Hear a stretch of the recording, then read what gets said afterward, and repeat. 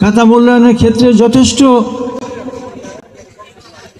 শিক্ষার্থীদের প্রতি সহানুভূতিশীল হওয়ার জন্য আমরা বলেছি, কিন্তু কোনো অবস্থাতেই মূল্যায়নটা যেন খারাপ না হয়।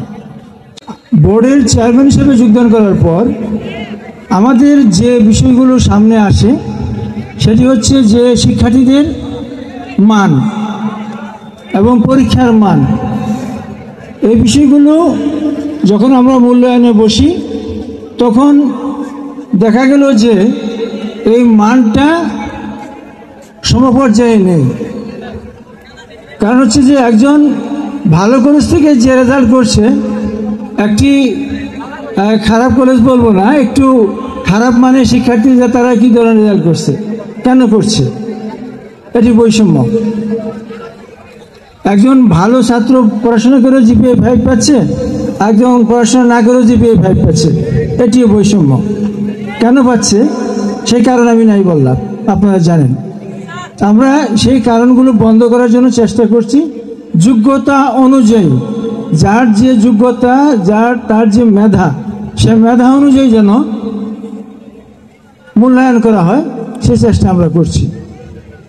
কারণ মেধাভিত্তিক সমাজ গঠনের জন্যই মূলত 24শে জুলাই আন্দোলন হয়েছিল, এবং সেই মেধাকে যাতে প্রাধান্য দেওয়া হয় সেটাকে আমরা প্রায়োরিটি দিচ্ছি। কারণ আপনারা জানেন বর্তমান সময়ে এখন আর কোটা নেই, ফলে সবাইকে মেধার মাধ্যমে প্রতিযোগিতায় অংশগ্রহণ করতে হবে। শেরপুরই হোক আর ঢাকাই হোক, সকলকে একই ধরনের প্রতিযোগিতায় অংশগ্রহণ করতে হবে। আগে কিছু কিছু ক্ষেত্রে কোটা ছিল, সে কোটা এখন আর নাই। কাজে আমাদের শিক্ষার্থীদের প্রতি আহ্বান থাকবে তারা এই মেধাকে প্রাধান্য দিবে, এবং মেধাকে প্রাধান্য দেওয়ার জন্য কী কী করতে হবে আমাদের পূর্ববর্তী অনেক বক্তাই বলেছেন, সেগুলো আমি আর যাব না। তো আমি আমাদের বোর্ডের ক্ষেত্রে দু একটি কথা আরও বলবো। সেটি হচ্ছে যে আপনারা জানেন যে আমরা মাধ্যমিক পরীক্ষা এসএসসি এবং এইচএসসি পরীক্ষার ক্ষেত্রে পরীক্ষা সংক্রান্ত যাবতীয় কাজ আমরা করি। সেই ক্ষেত্রে অনেক সময় আমরা না বুঝে না জেনে অনেক কিছু বলি। যেমন প্রশ্নপত্র প্রণয়নের ক্ষেত্রে প্রশ্নপত্র প্রণয়ন আমরা করি, আমরা মডারেশনও করি, সেটা আপনারা করেন, আমরা সমন্বয় করি। এই প্রশ্ন কিন্তু ময়মনসিংহ বোর্ডে পরীক্ষা হয় না, অর্থাৎ নিজ নিজ বোর্ডের কোনো প্রশ্নেই সেই বোর্ডে কোনো পরীক্ষা হয় না। অন্যান্য বোর্ডের প্রশ্ন থেকে লটারির মাধ্যমে আমরা প্রশ্নগুলো সিলেকশন করি। ফলে প্রশ্ন কোনো কারণে একটু কঠিন হলে বা কমন না পড়লে এই বিষয়গুলো আপনারা শিক্ষার্থীকে বোঝাবেন যে এই বিষয়গুলো একেবারেই সমন্বিতভাবে হয়।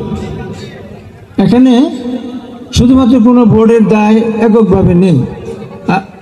আর ফলাফলের ক্ষেত্রে যেটা আমরা করেছি, আমরা খাতা মূল্যায়নের ক্ষেত্রে যথেষ্ট শিক্ষার্থীদের প্রতি সহানুভূতিশীল হওয়ার জন্য আমরা বলেছি, কিন্তু কোনো অবস্থাতেই মূল্যায়নটা যেন খারাপ না হয়, যথাযথ না হয় সেটা কিন্তু আমরা কখনো বলি, আমরা বলছি যথাযথ হতে হবে। তো সেই জন্য সাময়িকভাবে কিছু রেজাল্ট খারাপ হচ্ছে।